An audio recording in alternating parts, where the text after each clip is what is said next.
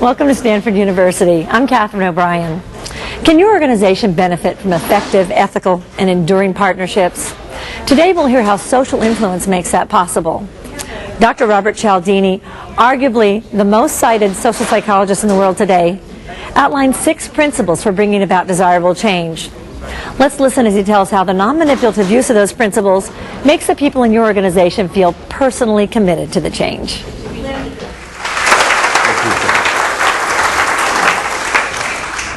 Well, thank you. I'm very glad to be here today.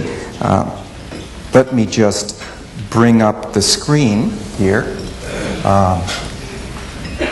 As Janice suggested, I want to talk about the psychology of persuasion today. And as you could probably tell from that introduction, I am primarily an academic.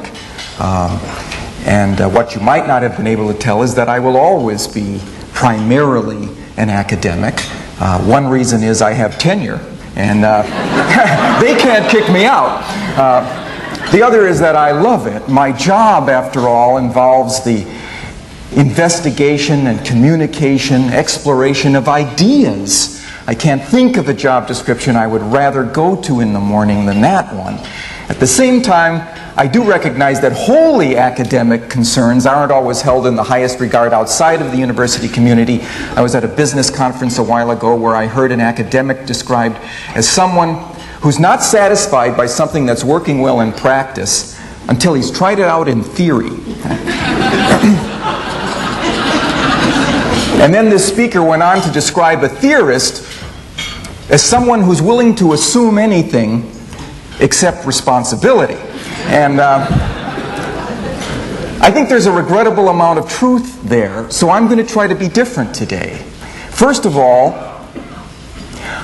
I'm going to do more than talk about the theory of persuasion, the theory of influence. I want to talk about the practice of influence. How it can be that one person can significantly increase the likelihood that another person will say yes to the same thing.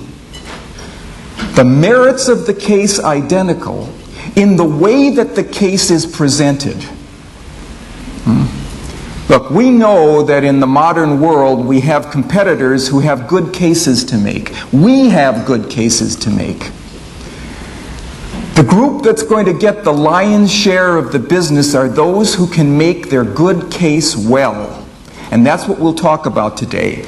I'm going to leave it to you to have a good case to make, but we're going to learn about how to make that good case optimally so that people will move in the direction of the benefits that you can provide for them. The second thing I'm going to do, besides talking about the practice of influence, is that I'm going to take responsibility for what I have to say. I'll issue a guarantee right now that if you understand and employ the principles of influence that we talk about this morning, you will become significantly more effective agents of influence in your professional environments. Right? Now, these principles that we'll talk about are so fundamental, so universal, that they don't simply apply to your professional environments, although that's where we'll be spending most of our time discussing. They also apply to other contexts in which you find yourself and you want to be influential. They will allow you to be more effective in getting people to say yes to you if they are your friends, if they are your neighbors, if they are your family members. I'll even guarantee that if you understand and use these principles, you will get the most resistant of all audiences to be willing to say yes to you. Your children. I'll guarantee you'll get your kids to say yes to you more often, okay? So after crawling out on that limb, let's see if I can come through on that particular guarantee by being specific. First of all, I want to be specific about a particular kind of influence, a particular kind of persuasion that I want to consider. It's compliance. The idea that we're not just interested in changing attitudes or perceptions or opinions. We want to change behavior. Getting people to say yes. It's the science of getting what you ask for. And I don't use this term science lightly. As Janet suggested, the art of persuasion is not the only route to success. There is a science to persuasion. There is a systematic study and a vast body of research, 50 years now, of scientific investigation into what causes people to say yes to requests when they receive them.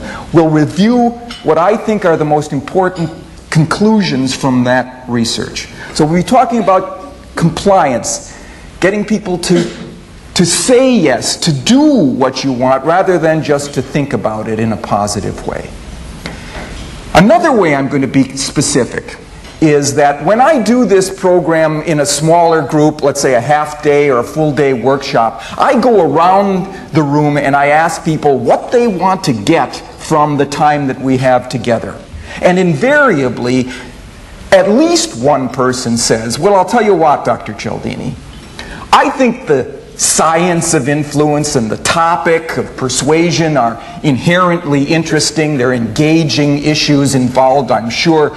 But I'll tell you what I really want from this day.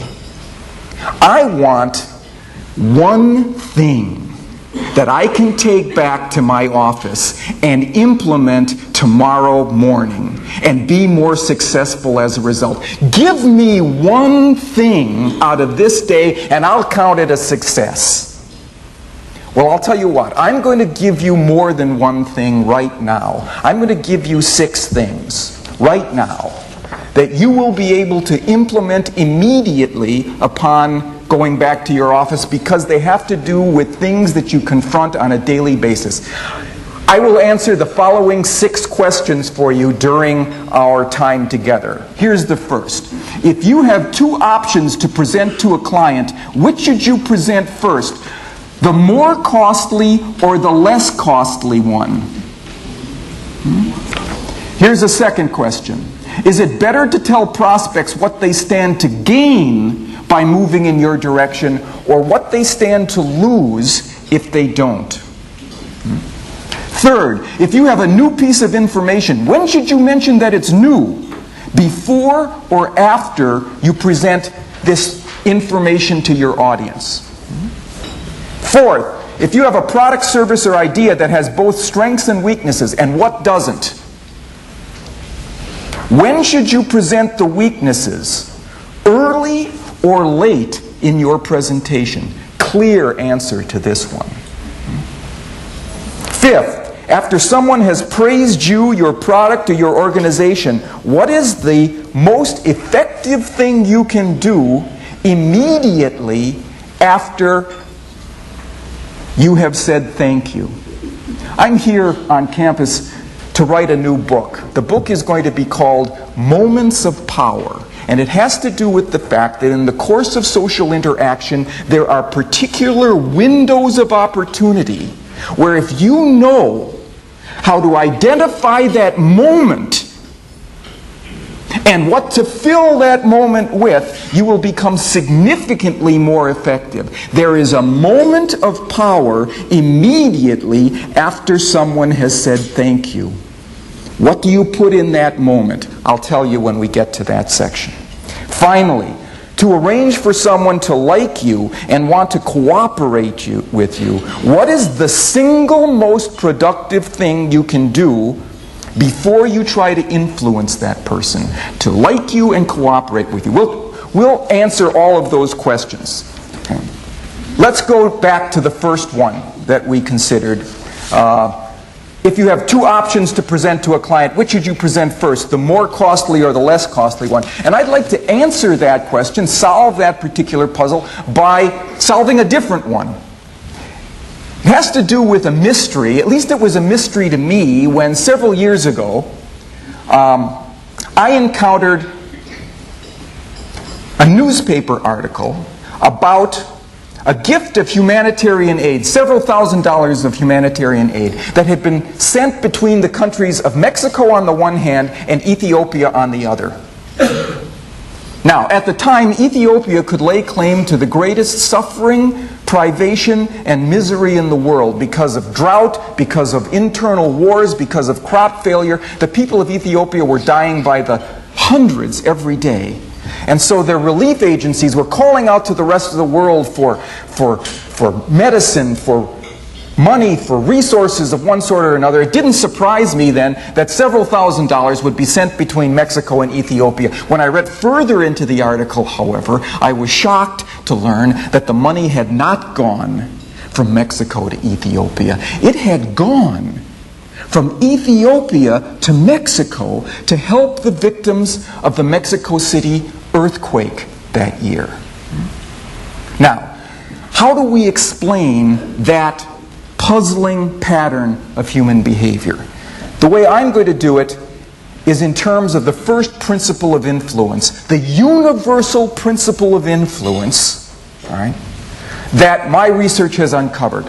I've claimed that there are 6 laws, basic rules of human behavior that we can use to categorize and understand the motives that get people to say yes to requests. And here's the first one: reciprocation. In all human cultures, there is not a single society that does not train its members in the rule for reciprocation, which says, I am obligated to give back to you the form of behavior that you first give to me. If you invite me to a party, I should invite you to one of mine. If you remember my birthday with a gift, I should remember yours. If you do me a favor, I owe you a favor. And I'll say very simply, in the context of obligation, people say yes to those they owe. You can find evidence of this all around. I like to talk about a particular study in my classes that was done by a sociologist at Brigham Young University a few years ago. One holiday season, he decided to send holiday greeting cards to a sample of perfect strangers around the country. He just went to phone books in different cities, he closed his eyes, he picked a name, and he sent these people a Christmas card. He was expecting some kind of response. He was not prepared for the flood of cards that came back to him from people who didn't know him from Adam. That's how it works on all of us. We feel an obligation to give back to others what they have given to us. As I say, I talk about this in my classes. I had a student a couple of years ago come up after class. This is a little different student than most. She's a woman who had raised a family in Scottsdale, Arizona, where I live. She came back to get her degree, and she said, Dr. Cialdini, you have just solved a decade-long mystery in my home. She said, about 10 years ago, we got a Christmas card from some people in Santa Barbara, California, the Harrisons, and I didn't remember any Harrisons in him. I asked my husband, he couldn't place the Harrisons, and my kids were too young, and she said, with a great amount of effort, I resisted sending them a card that year because I was sure it was a mistake. But the following year, we got another card from the Harrisons. So I sent them a card. We're now in the 10th year of exchanging cards with these people. I still don't know who they are. That's how it works. Now, here's why it works. It works the way it does because every human society that trains its members, every group, every organization that plays by the rules of reciprocal exchange gains an enormous competitive advantage. It is that within that group, whoever needs help, resources, time, attention, staffing, whatever it is, can call on other members of the group who feel free to send those resources because they are not sending them away. Now that's profound. For the first time in evolutionary history, there is no other species that has anything like the idea of future obligation for repayment of gifts and favors and services. For the first time in evolutionary history, it becomes possible for one individual to give resources to another without giving them away. What you get instead is a credit. And now when you need something, you can call on other members of the group whom you have helped in the past, and they are very willing. In fact, they are waiting to help because the saddle of obligation weighs heavy on us, and we want to repay our debts. We want to give back to those who have given to us. It's a manager's dream, this rule. Whoever is needy within the organization, whoever has a deficit, can get resources from others, right? And can feel good about asking for them because they're not being solicitors of information or resources that don't get paid back. They now will pay back. Whoever needs it, that resource is sent, that deficit is resolved within the group, right? Terrific system. Now, let me finish the story of the woman who came to my office and told me about the Christmas card story. She came back to my office a few months later, and she said, "Dr. Cialdini, I have to tell you the end of this story." She said, "My son, Skip, was applying to colleges this year. He's a very good student, so he got into all of his schools, including his top choice, the University of California at Santa Barbara." She said he's such a good student that he was asked to be in their honors program and to come to campus a day early for the honors convocation. Well, his dorm room wasn't ready, so he needed a place to stay in Santa Barbara. And she said, "I thought to myself, who do we know in Santa Barbara? The Harrisons! The Harrisons!" So she called him on the phone, and she was the sort of person who didn't just write a Christmas card with a greeting. She would also include a Xerox letter describing what the family had been up to for the... So the Harrisons knew about Skip since Little League days. They said, "Skip, the Skip man, the Skip Meister, of course he can come and stay with us."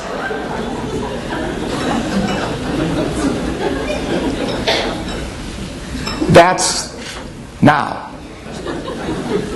Here's the other side of that. Should the Harrisons ever have a son or a daughter traveling across the country who needs a place to stay in Arizona, well, my student and her family have to be willing to live by the rule and give back, but why not? Now they have what the Harrisons need. It's a terrific system. We should not bungle this system away when it's right in our... We should master the art of exchange. Exchange is the initiator that begins relationships that create partnerships, alliances, and allegiances. And it means you should be first. The implication of this is if you want to set the tone for the relationship that you want to engender and cultivate, you act first. Your question when you go into a room where you want to be influential is not, who can help me here? It should be, whom can I help here? Whom can I genuinely advantage, especially in a business way? How can I promote the business prospects of the people in this room, and they will now want to promote the business prospects of you and your organization. Now, we have to be careful not to fumble this one away. It's easy to do. Let me give you an example.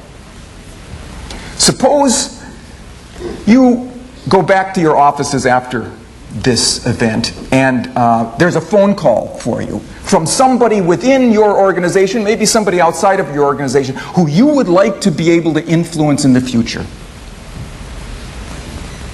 This person needs a favor from you. Let's say she's doing a presentation tomorrow and was working on it and realizes she has a gap in her knowledge. But she thinks that in your files you have the data that will fill this gap. And she asks you, would you go to your files, get that information out, collate it, get it into a table for me, and get it to me by the end of the day so I can get it into my PowerPoint presentation? Right? Well, you've just come back from this meeting. There are emails, there are other phone messages, there are notes taped to your door, but you say, okay, I'll do it. And you spend 3 hours getting this information. You even drive across town, you get it to this person on time, and the following day she calls you up to say, thank you, I really appreciate that. And how many times have you heard yourself say in response, don't think anything of it. No big deal. It's okay, just part of the job. I would have done it for anybody. Sound familiar?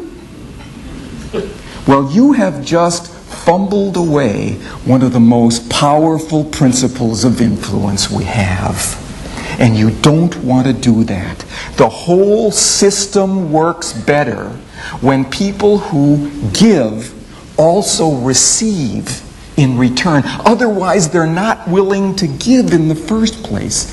You have to be willing to accept what in return for what you have given. So what do you say when that person says, thanks, I really appreciate that. That was above and beyond the call of duty. Well, what you don't say is, yeah, and you owe me one now. Buster? No. That's going to produce resistance and resentment. Here's what I'm going to recommend that you say instead. Oh, sure. Listen, I know that if the situation were ever reversed, you'd do the same for me. You'd do the same for me. You see what you've done with that one statement? You haven't dismissed the genuine. You have put people on record. Yes, there was a genuine favor that was done. You haven't overblown it. You've simply labeled it as such. And I will guarantee now, the next time you need a big favor, you can ask this person, and the answer will be significantly more likely yes than no. And you know what else? You can wait a long time before you call in your favor. How do I know that you can wait a long time? I know it by solving the mystery of the Ethiopian aid. When I saw that newspaper report, I was puzzled. And I went to my university library to see if there was another journalist who had written about the gift of aid from Ethiopia to Mexico. There was a journalist who went to the head of the Ethiopian Relief Agency who had commissioned the funds and asked the question that I would have asked. Why did you do this? Your people are dying by the hundreds every day. You're calling out to the rest of the world for resources, and you just took thousands of dollars of your own people's resources and sent them to Mexico. Why did you do this? Well, you have to remember that Ethiopia has a very long-standing and sophisticated culture. And this man is reported to have straightened his backbone and said, because in 1935, when Italy invaded Ethiopia, Mexico helped us. Now, 50 years later, transcending the greatest privation and misery in the world, the rule for reciprocity triumphs. This is not to be bungled away when it is right there in our environments, waiting to be employed.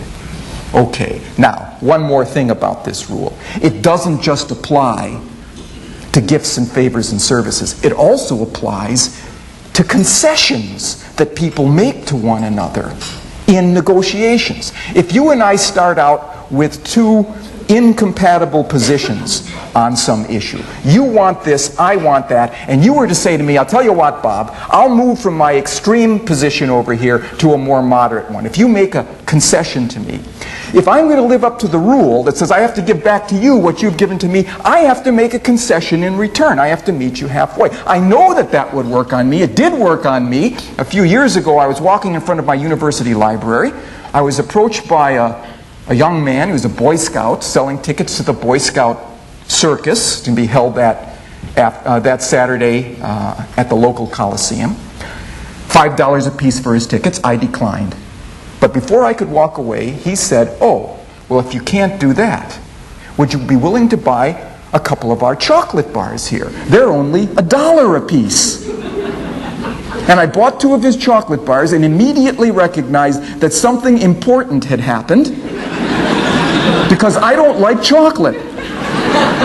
But I like dollars. And he had arranged for me to give the dollars I liked for the chocolate I didn't.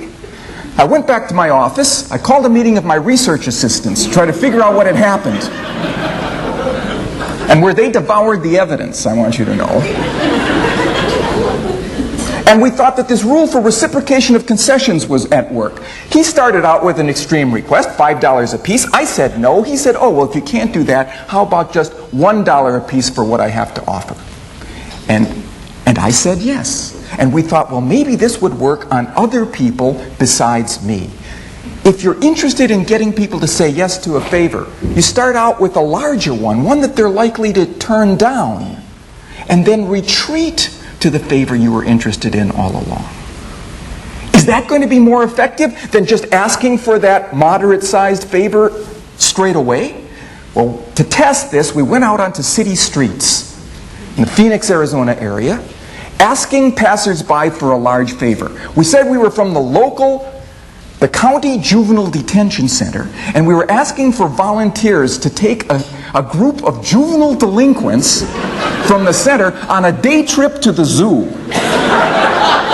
Would you chaperone a group of juvenile delinquents on a day trip to the zoo? The great majority of people, under those circumstances, declined. Only 17% were willing to do it.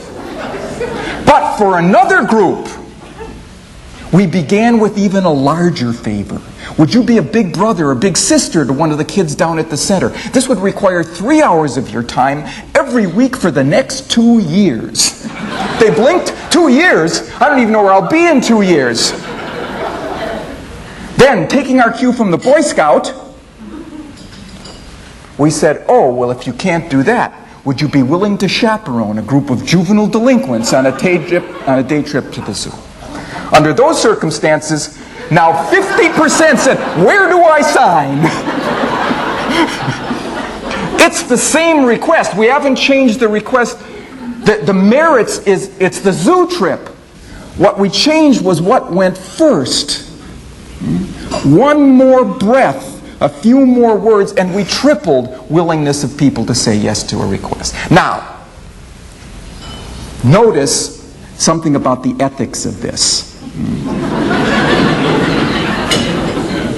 There was no Big Brother or Big Sister program down at the center. We invented that for reasons of scientific curiosity. We were studying this fact. But we don't want to be in that position of dishonestly using the reciprocation principle.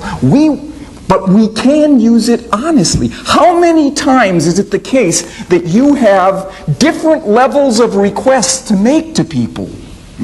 You can make a request at this level or at this level. And often we censure ourselves. And they say, oh, well, they'll never go for this.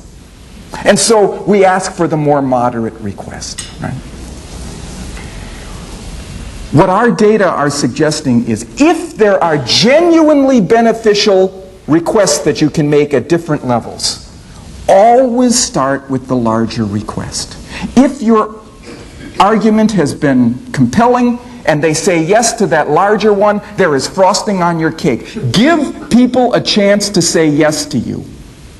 But if the answer is no, now you can retreat to the more moderate request and significantly increase the likelihood that they will say yes to you. Remember I said there was a moment of power after people say thank you to you? There is another moment of power after they say no to you. It's a moment we hate, and as it's human for us to retreat from that situation because it's self-damaging when people say no to us. Typically we leave, we reconsolidate our energies, we think about another thing to say, and maybe we come back a week later with a concession. I'll tell you that you have missed the moment. There's evidence to show if you come back a week later, it's perceived as you're there making another request. Whereas if you make that concession in the same moment, it's perceived as a concession. And in the context of concession, people want to reply positively with a concession of their own. So here's a little heuristic. If someone has said no to you, if you retreat from the situation, you lose. If you retreat in the situation, you win. Okay, now let's go on to the next principle that I want to talk about. It's the principle of scarcity. Another universal principle of influence. People want more of what they can't have, what they can have less of. Here's my favorite example. I like it because it's a mistake that was made by one of the most effective and successful marketing organizations of all time, the Coca-Cola Company. Do you remember what happened back in the late 80s when the Coca-Cola Company took something away from us that we had normally been used to, the taste of the classic Coke, the old Coke formula, and they supplanted it with the new Coke, right? And they thought this was going to be a great success, right? Because in blind taste tests, the majority of people like the new Coke more than the old Coke. But let me read you what Time magazine, which calls this the marketing debacle of the decade and one of the worst 100 ideas of the century, says happened. When Coca-Cola announced that it was changing the taste of the world's most popular soda, it failed to foresee the sheer frustration and fury that the news would create. From Bangor to Burbank, from Detroit to Dallas, tens of thousands of Coke lovers rose up as one to revile the suddenly sweeter taste of this new beverage and to demand their old Coke back. My favorite example of this is personified in a man named Gay Mullins, a retired real estate investor in Seattle, who became a national celebrity by issuing anti-New Coke buttons and t-shirts, setting up a hotline for disgruntled and depressed callers, threatening to bring a class action suit against the company to make the old cola recipe public. He organized the Old Cola Drinkers of America, whose aim was to bring back the beloved soft drink at any cost, and it did not matter to Mr. Mullins that in 2 blind tests he expressed a preference for the new Coke over the old. It didn't matter because it wasn't the merits of the thing. It was the context in which the thing was placed. In the context of scarcity, people want what they can't have. What are the implications for you in this regard? It means that when you present an idea, a product, a service, a recommendation, you need to explain to people what it is about this that will give them something that they can't get anywhere else. Now, sometimes it's not one single thing. Sometimes it's a bundle of advantages that they will not be able to get unless they move in your direction. And let me tell you one other thing about this. When you describe these benefits, it is not sufficient to describe what they will gain from them, because the psychological research is very clear. People are more motivated by the idea of losing something than of gaining that very same thing. Anybody here from Santa Cruz? Anybody have connections to Santa Cruz? Okay, a few of you. There was a study done at the University of California at Santa Cruz. Researchers went door to door with a power official from PG&E who gave each homeowner an energy audit, told them how to put insulation, weather stripping in their homes to reduce the loss of energy. And half of these people were told, if you fully insulate your home, you will be able to save 50 cents a day. The other half were told, if you fail to fully implement these actions, you will lose 50 cents a day.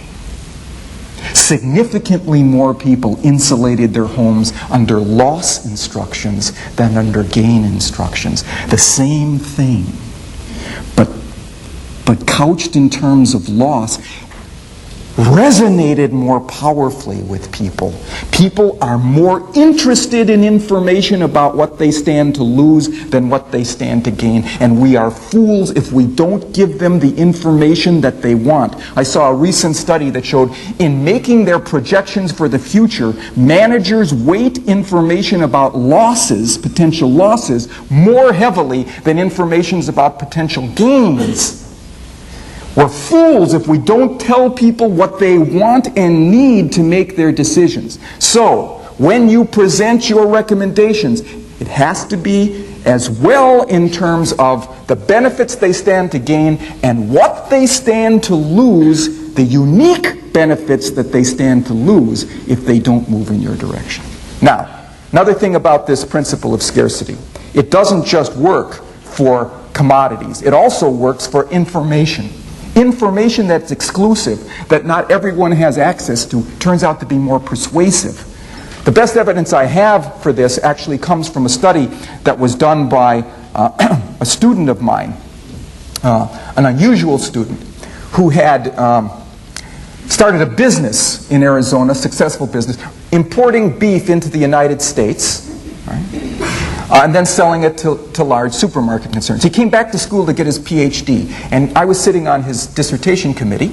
He wanted to do a study using his own people, his own customers, his own salespeople, his own industry. And we began to talk about the research that showed that people are more attracted to scarce commodities, and they are more persuaded by exclusive information.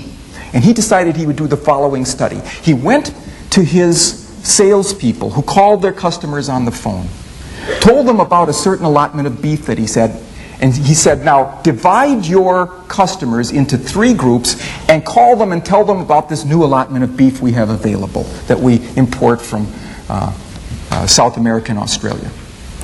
They used their standard appeal, which was, we have a certain allotment of beef, we have such and such a price, such and such a quality, we can guarantee delivery by such and such a date. How many carloads of beef would you like? That was one group. A second group were called, and they were told, by the way, because of certain weather conditions in Australia, there's likely to be a shortage of Australian beef in the near future. How many carloads would you like? So he added scarcity to the mix for the second group. Let me show you what happened. Adding scarcity more than doubled the number of carloads of beef, from 10 to 24. But it was the third group that was most interesting. They were called on the phone. They were told about the allotment of beef. They were told about the scarcity. And then they were told, and this information comes to us from our exclusive sources in the Australian National Weather Service. No one else has this information. This was the scarcity double whammy, wasn't it? Not only was the beef scarce, the information that the beef was scarce was scarce. Let me show you what happened. 610% increase. It was the same beef. And this man came to me afterwards and said, you know, Dr. Cialdini, all of this was true. There was an impending shortage of Australian beef. This information did come to us through our exclusive sources in the Australian National Weather Service, and we never knew to use it before. Because he didn't know what the research says. Now you know what the research says. And here's the implication for you. When you get a new piece of information, an unpublished report comes across your desk, a new piece of information at a conference, or a piece of information from marketing research. And it supports what you are trying to argue with someone in terms of moving in a particular direction. Your response should be to get on the phone. Get on the facts. Get in people's offices. That information is most powerful the newer it is. Information is not like wine. It does not get better with age. It's like bread. We want it more when it's fresh. We want to take it in more when it's warm rather than cold. Okay, let's move to the next principle of influence. Authority. If an expert says it, it must be true. We have a regrettable tendency for expert worship in this country. But here's what the research shows. The most powerful kind of expert authority is a credible authority who has both knowledge and trustworthiness. You need to tell people about your expertise and background before you try to influence them. They don't have a crystal ball. They can't tell that. Secondly, you have to establish your trustworthiness. Now, the difficult thing is establishing your trustworthiness in situations where they don't know you. They haven't worked with you. They don't have a history of knowing that you're a straight shooter. But if you are a trustworthy source of information, what can you do to tell them about it immediately? Well, here's the strategy that advertisers use successfully in this regard. Before they present their strongest arguments, they present a weakness in their case. They raise to the surface a drawback in what it is that they're suggesting, and then they say, however, our strongest points overwhelm that particular weakness. What that does is establish you both as a source of information, knowledgeable about the pros and the cons, and honest enough to bring the cons to the surface yourself before you present your strongest arguments. It's not what we typically do, but it's the right thing to do in terms of getting your arguments understood in the context of credibility, which makes your strongest arguments shine. Okay, next principle is the principle of consistency. Right? People are significantly more willing to say yes to a request that is consistent with what they have already said or done. Right? Let me give you an example. There's a problem that's been facing restaurant owners for a long time. No-shows. People who call on the phone, make a reservation for a table, and then don't appear. It's a big problem. There's a restaurateur in Chicago, Gordon Sinclair, who has solved this problem by adding 2 words to what his receptionist says. By using the principle of consistency, commitment and consistency, that people want to be consistent with what they have said publicly. Right? Here's what she used to say. Thank you for calling Gordon's Restaurant. Please call if you have to cancel your reservation. Now, what 2 words could she add to this that could significantly reduce the number of no-shows? Think about this in terms of the principle of commitment and consistency. What 2 words could get people to make a public commitment to call before they canceled their reservations? Anybody have an idea? Yes? Will you? Brilliant. Now she says, will you please call if you have to cancel your reservation? And no-shows have dropped from 30% to 10% immediately. 2 words, but they engage the power of a rule that people play by. So, one important thing for you to do is arrange for people not just to say yes to you verbally or to nod or to smile. Public commitment, and the most powerful form of public commitment is a written commitment. People live up to what they write down. Okay, next principle.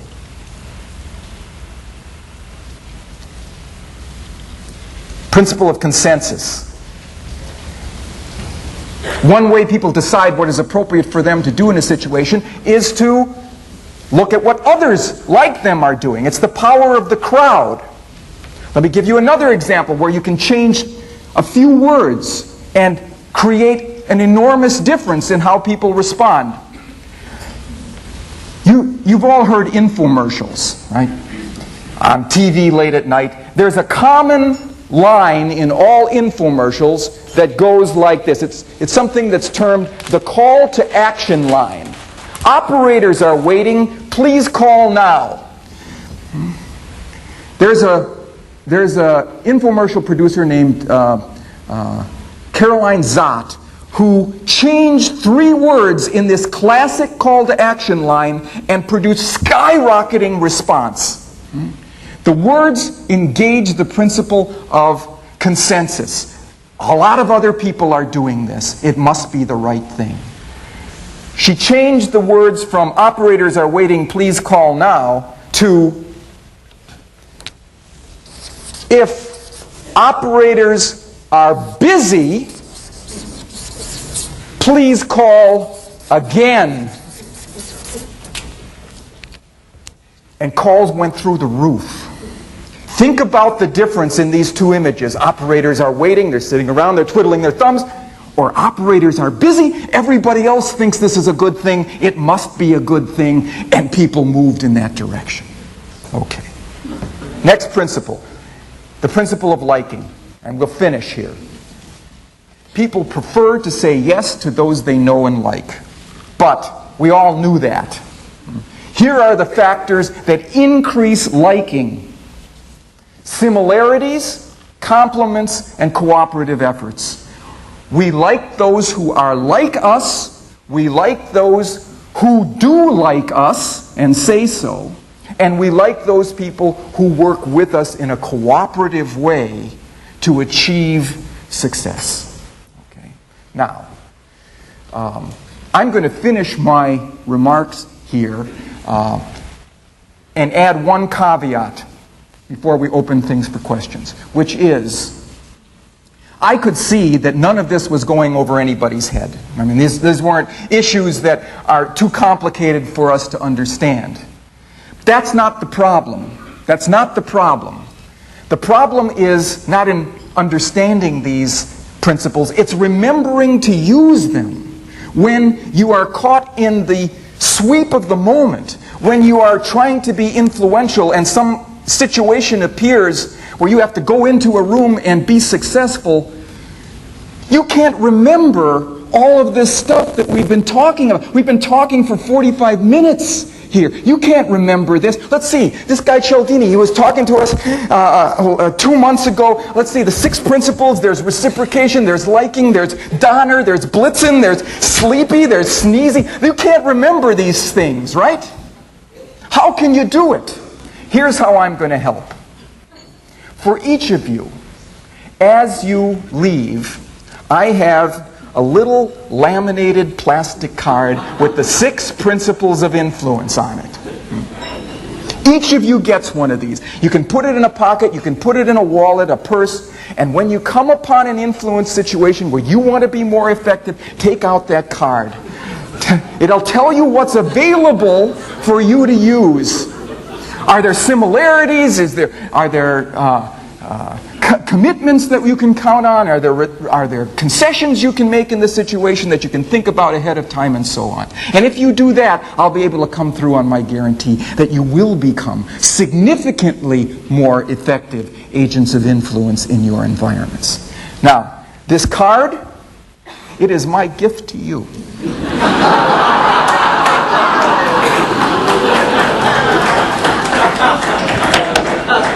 But here's what I figure. You do the same for me, right? So thank you very much for your kind attention.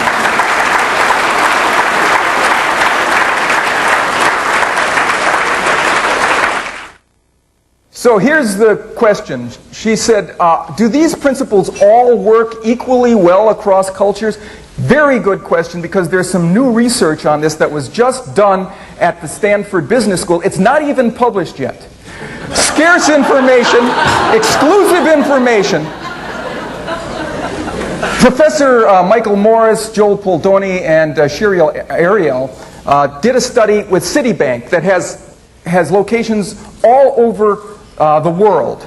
And they picked 4 cultures in the world and looked at the following question. They asked Citibank employees, if one of your colleagues came to you and asked for help with a big project, under what circumstances would you feel most obligated to say yes? What they found was that these 6 principles worked in all of the cultures, but the weights associated with the principles, the priorities given to the principles, changed from culture to culture. In the United States, a Citibank employee was most likely to say yes to that request if they could answer the following question in the affirmative.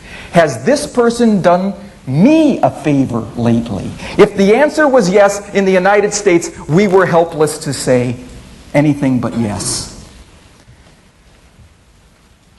In China, the question that they asked was different. The question was, is this requester connected to my small group, especially senior members of my small group? Here, the authority principle was important.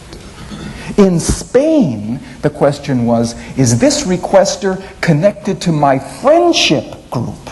Here, the liking principle was crucial. In the Mediterranean area. And in Germany, it was different than anywhere else. In Germany, the question was, is this request consistent with the rules and regulations of this organization?